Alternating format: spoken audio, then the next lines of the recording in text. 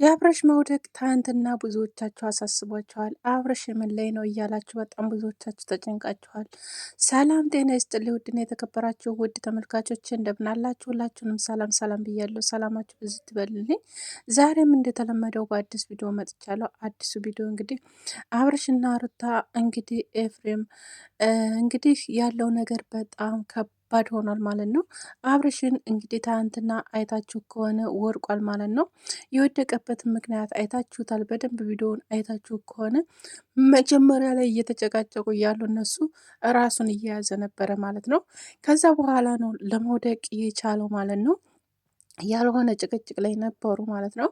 እንግዲህ ይሄ ሁላ የሆነው ነገር ታገር ይዤ እወጣለሁ ብላ ተነስታ በነበረ ሰዓት ነበረ እንግዲህ ሩታ ማለት ነው። ሩታና ኤፍሬም እንግዲህ ትልቅ እህቱና ወንድሙ እንዲሁም ደግሞ ሄርሜላ እንዲሁም ዳኒ ሆነው እነሱ ደግሞ ታገር መውጣት የለበትም እንደዚህ እኮ ነው ልጁ ሰላም እንዲሆን ነው ታገር የሚወጣው አለተበዛኔ በህግ እዳኛለሁኝ ነገሩን ኩላ ስለዚህ ወደ ህግ ወስደዋለሁኝ ብላ ነበረ የአብረሽ እህት ማለት ነው። ስለዚህ እንደዛ ስለነበረ ነገሮች አንድ በሁለት ነገር በጣም እየከረሩ መጥተው ነበር። ከዛም ከዚህም ልጁን እያመናጨቁት እንደነበረ ከዛ በኋላ ግን እሱ በጣም ራሱን እየያዘ ነበረ። እነሱ እየተጨቃጨቁ ምናምን እንደነበረ እሱ ራሱን እየያዘ ነበር። መጨረሻ ላይ እንግዲህ ወድቋል ማለት ነው። እንግዲህ ተወደቀም በኋላ ውሃም ደፍተውበታል፣ ብዙ ነገር አድርገውታል፣ አይታችሁታል ማለት ነው። እና ከዛም በኋላ ሐኪም ቤት ገብቷል ብለዋል ማለት ነው። ከዛ በተረፈው ደግሞ እንግዲህ ያው ቪዲዮ ያቋረጠው ሐኪም ቤት እንውሰደው እያሉ ነበርና ከዛ በውስጥ እኔ የእነሱ የሆነ ልጅ ነበረች እና ጠይቂያን ነበርና ሆስፒታል ገብቷል፣ ግን ደህና ነው ተመልሷል።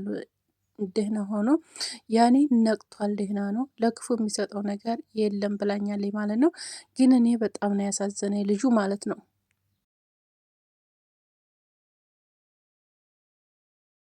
ምክንያቱም እንደዚህ በመሆኑ በጣም ይደብራል። እውነት ለመናገር ምን እንዳደረጉት በጣም በቃ የኔ ለይቶለታል። በቃ ምን እንደተደረገበት ልጁ ማለት ነው። እና ይህን ያህል እኔ እንጃ፣ ይህን ያህል ጥግ መሄድ ማለት እኔ እንጃ በጣም ከባድ ነው። አንድ ሰው ለራሱ ወስኖ የማይኖርበት ለራሱ ሆኖ እንትን የማይልበት እኔ እንጃ በጣም ይከብዳል እውነት ለመናገር ማለት ነው። እና ብዙዎቻችሁ እንግዲህ በጣም አሳዝኗችኋል። በጣም ያዘናችሁ ልጆች አላችሁ እውነት ለመናገር ማለት ነው። በሱ እዛ ጋር እንግዲህ ብዙዎቻችሁ ደግሞ አብዛኛቻችሁ ቡሴና እንዲሁም ደግሞ ዳኒ ናቸው እያላችሁ ነው ያላችሁት። እነሱ ምንም አሁን ላይ ምንም እያደረጉ አይደለም። ምክንያቱም እነሱ ጤናውን ይመለስ ነው እያሉ ያሉት እና ብዙዎቻችሁ እየዘቀዘቃችኋቸው ነበረ።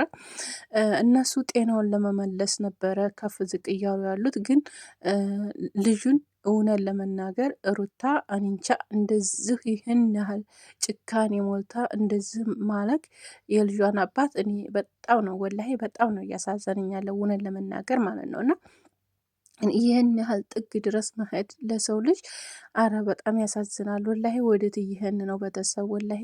እና በጣም ከባድ ነው። እና አሁን ባለበት ሁኔታ ሰላም ነው ብለዋል። ግን ሙስተሽፋ እንደገባ ሐኪም ቤት እንደገባ ነው የነገሩኝ ማለት ነው።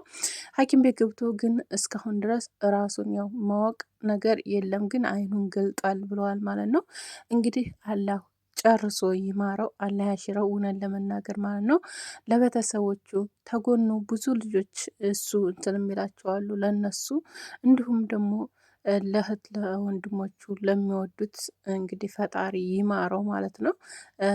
በጣም ይከብዳል እውነት ለመናገር እዚህ ጋ ለብቻ ሄርሜላ፣ እዚህ ጋ ለብቻ ሩታ፣ እዚህ ጋ ለብቻ አረብ አለ። በጣም ይከብዳል እውነት ለመናገር እና ፈጣሪ ይማረው። እውነት የምናውቀው አብርሽ አይደለም ነበረ በነበረበት ሰዓት። አሁን ላይ ደግሞ እንግዲህ እንደዚህ ሆኗል ማለት ነው።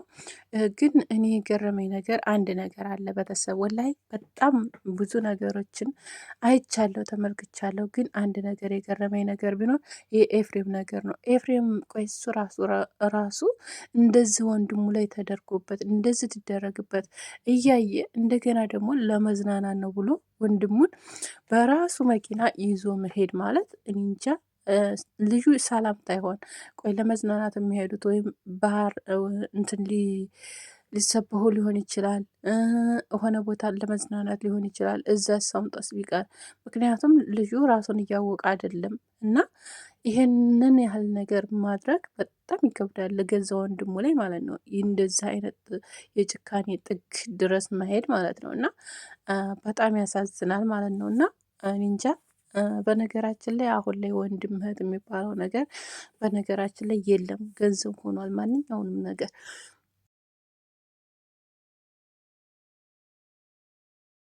እና ኤፍሬምን ደግሞ በገንዘብ ገዝተው ነው ሩታ እያሉ ብዙዎቻችሁ እያወራችሁ ስለሆነ ይህን ነገር ላነሳው የፈለግኩት ማለት ነው። እና ብገዛውም ኖሮ በወንድሙ መሸጥ የለበትም ወላሂ።